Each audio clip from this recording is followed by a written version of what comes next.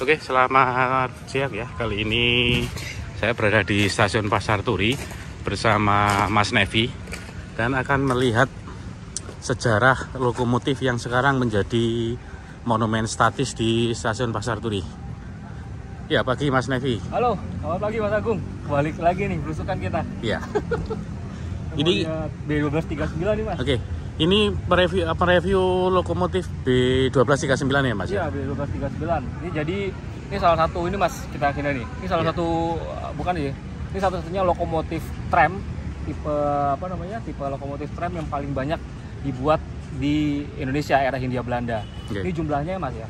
Memang orang tuh sering kali memang salah jumlahinya. Karena yang dipakai totalnya itu adalah 45, sedangkan 45 ini adalah daftar yang masih tersisa sejak era kemerdekaan, yang era DKI Mas ya.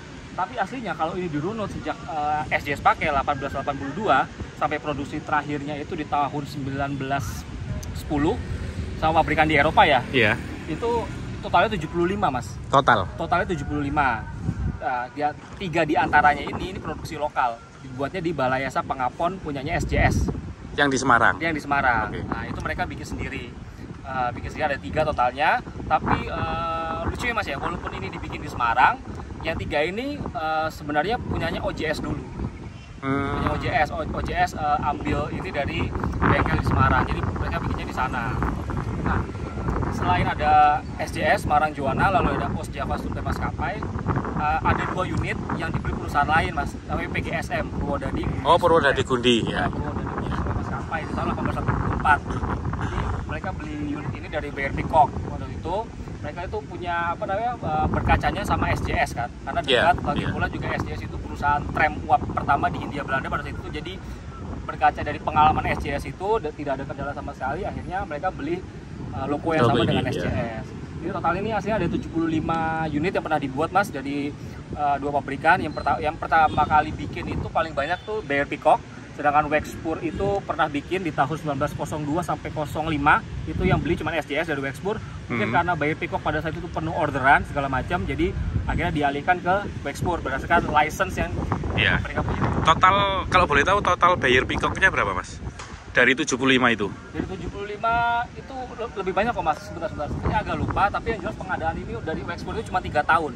Oke. Nah setelah itu balik lagi lah ke BR Peacock. Jadi sebenarnya gini, SJS itu pernah order itu sampai tahun 1900 awal Mas. Terus 1902 order lagi sampai 1905. Udah SJS mandek di situ dari Wexpur. Udah berarti B12-nya di situ.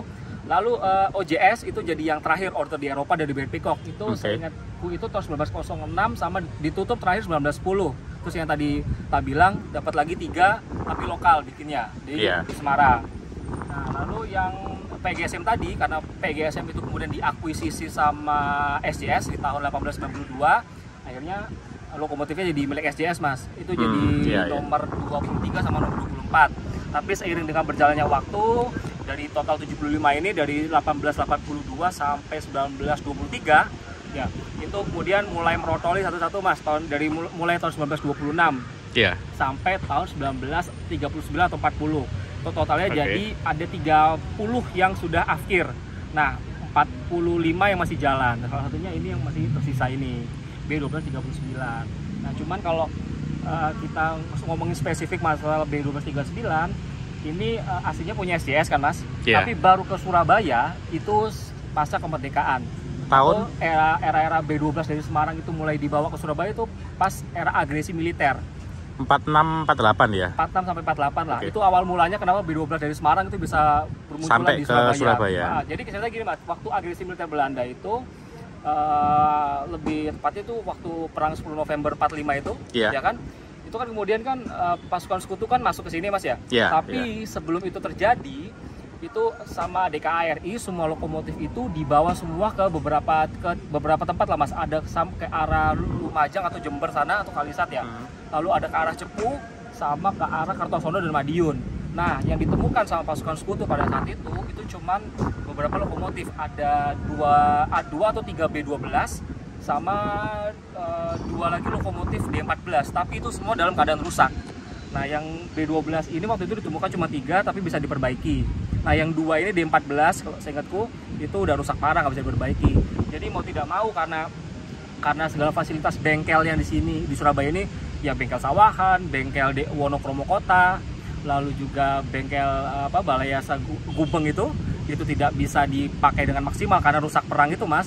Makanya mereka itu coba mengirim lokomotif dari Semarang karena Balai Yasa Pengapon itu masih bisa survive Mas, listriknya masih bisa jalan, jadi segala macam. Nah lokomotif dari Semarang itu kemudian disebar ke Batavia dan ke Surabaya, dan yang disebar itu ke Surabaya tentunya B12 ini karena lagi pula OJS sama SJS kan masih sister company Mas.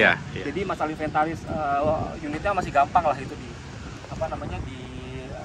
dipakai kan, jadi nggak Nah mulai sejak saat itulah banyak B12 dari Semarang itu dipakai di Surabaya, dan antara ini yang tersisa ini. Cuman ada satu yang unik Mas, coba kalau jenengan mau dekat ini ya. Ini kan aslinya kan B1239 atau awalnya kan SJS 54 ya Mas ya. SJS 54, tapi plat pabrikannya itu ditulisnya BR Peacock. Nomor 3860 terus Manchester 1896. Ini sama sekali nggak relevan atau nggak matching kayak gitu. Karena sebenarnya ini punya B1208 Mas yang sudah pensiun itu tahun 1973. Jadi kan jenengan punya film dokumenter yang Tramway Exotica itu Mas. Nah itu kan ada kelihatan Mas, jadi logo B1208 itu waktu jalan ke ujung sempat disorot juga plat pabrikannya ini. Nah ini masuk Mas sini. Terus ada juga tahun 1971 yang diambil fotonya kalau di Komber, logo ini lagi di Jalan Diponegoro, itu plat pabrikannya nggak ada Mas, hilang. Jadi ini nggak matching sebenarnya. Tapi Mas, lokomotif ini bukan satu-satunya yang antara seri sama nameplate-nya. Nameplate-nya itu nggak matching, bukan ini aja, tapi sudah ada lebih dulu yaitu B1221.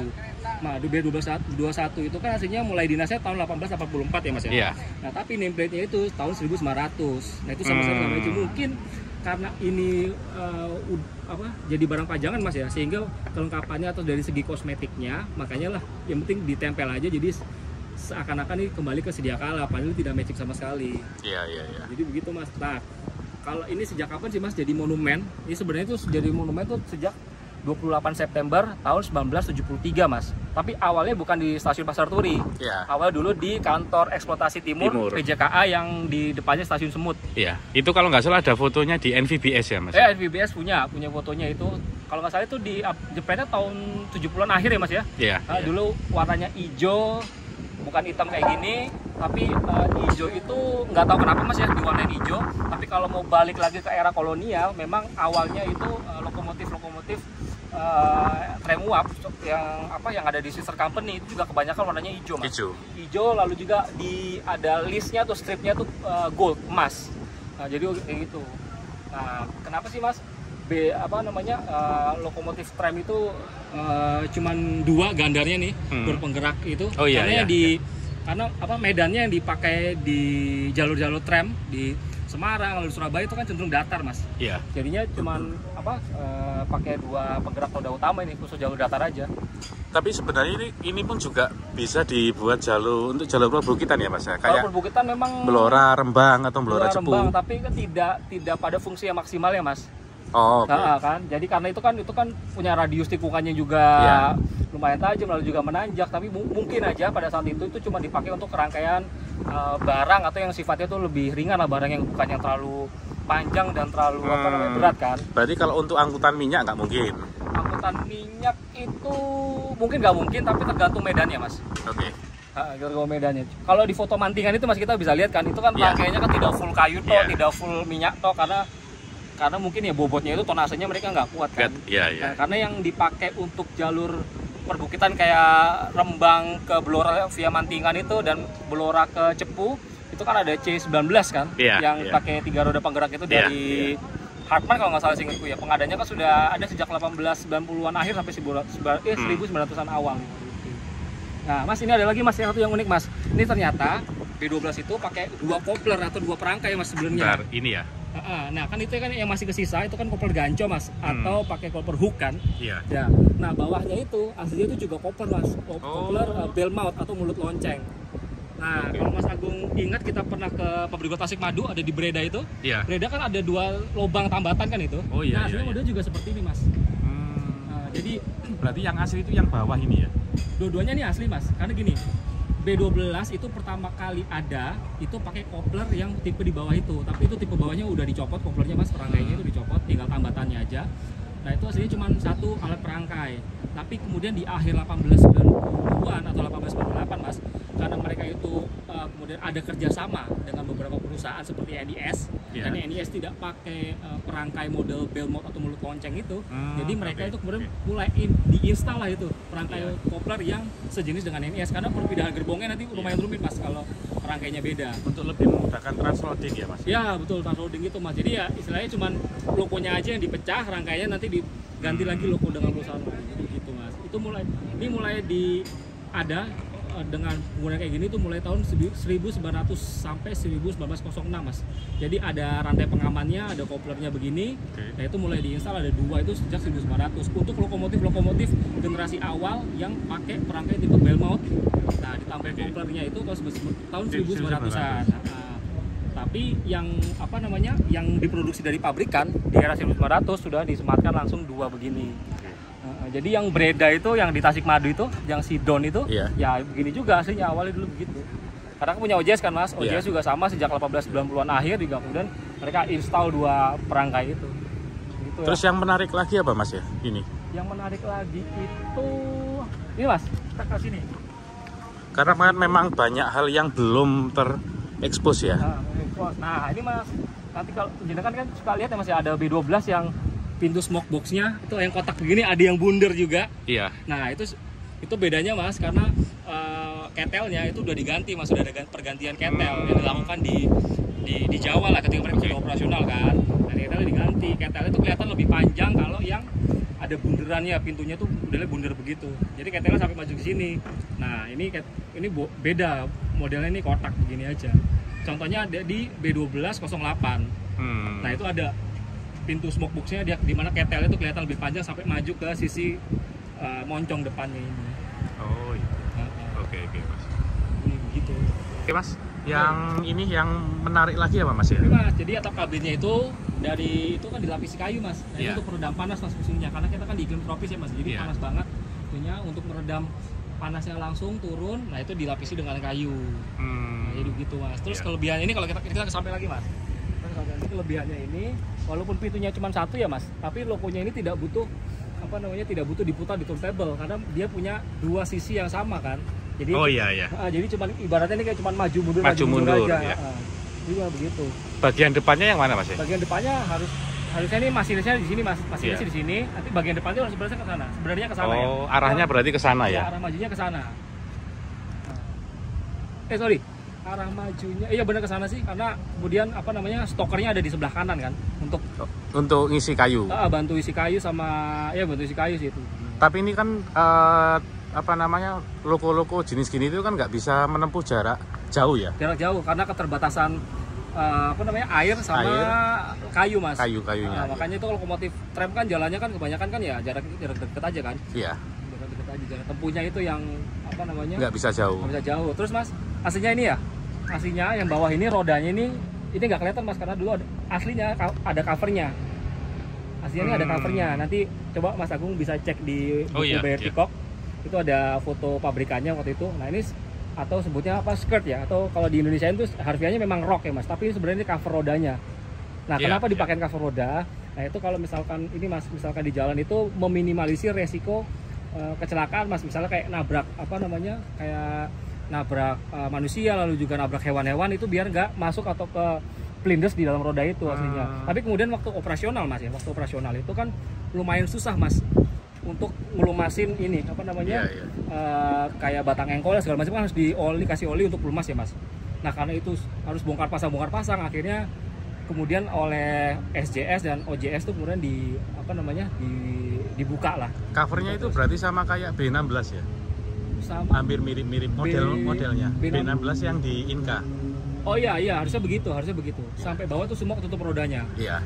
Sama B20 juga begitu mas, karena B20 itu versi beratnya dari B12 yang punya SCS. Oh B20 yang di Ambarawa. Ya, di Ambarawa. Deket apa? Depo ya? Ya dekat depo, di mulutnya depo itu. Itu buatan ekspor kan itu? Iya. Aslinya punya BR Peacock juga. Oh, cuman beli lisensi saja ya? Iya, lo Mas, ini Mas ada apa kayak tralis railnya begini ya? Iya. Kayak handrailnya gini. Ini sebenarnya Mas, ini mulai dimodifikasi juga sama SJS dan OJS tuh sebenarnya untuk ngangkut atau muat kayu. Buat muat kayu. Jadi kayunya ini mulai ditata.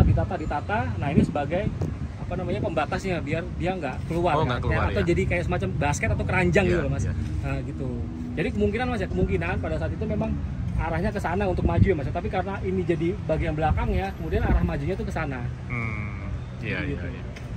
Keunikan ini ya, apa namanya, monumen lokomotif UAP 1239 di stasiun Pasar Turi ini ya. Karena itu tadi Mas, karena awalnya memang ini pakainya kan kayak sejenis batu bara kan Mas. Iya. Batu bara, tapi kemudian kan karena batu bara makin lama kan harganya naik, jadi kemudian Konversi dicari ke kayu. karena cari alternatif biar lebih murah. Terus juga pernah pakai residu juga, jadi ya penyesuaian aja lah operasional pada saat itu. Terus apalagi ya yang menarik? Yang menarik lagi, nah kalau lampu-lampu ini semua sudah ini lah Mas, sudah nggak asli lagi kalau lampu-lampu ini. Terus apalagi ya? Tadi warna udah, bodinya sudah, perangkai sudah.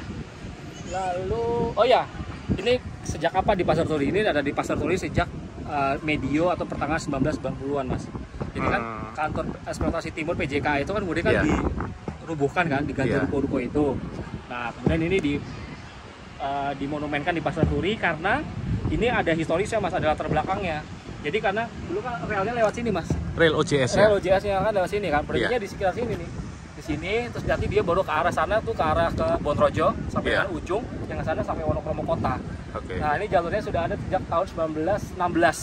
Jalur relokasi dari yang awalnya mereka itu kan bikinnya di daerah mana itu namanya Darmo Kali, di Noyo, Keputaran itu kan lewat tengah. Tapi kemudian ada elektrifikasi itu tram listrik, kemudian jalurnya yang tram uap mau nggak mau harus direlokasi dipindah ke barat. Karena apa namanya?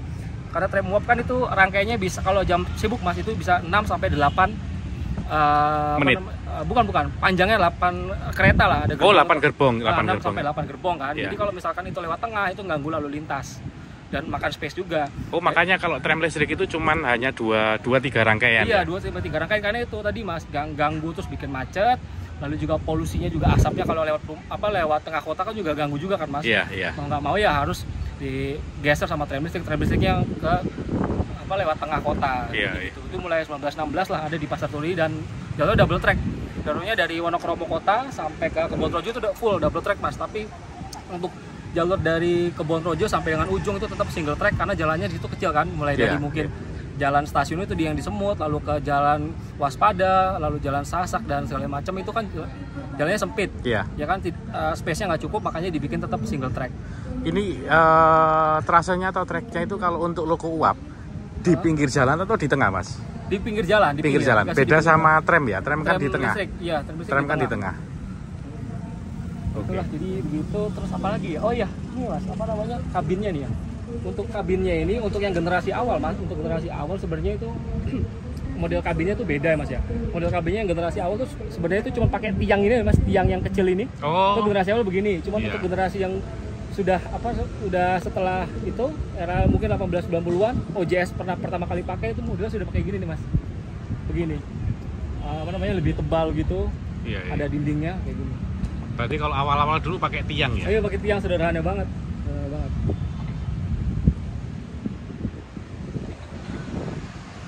Oke Mas, kita kemana lagi? Lanjut kemana? Kita coba, nanti kita mau ke sana ya, lihat-lihat rel tram uap yang masih kesisa mungkin di Jalan Semarang situ.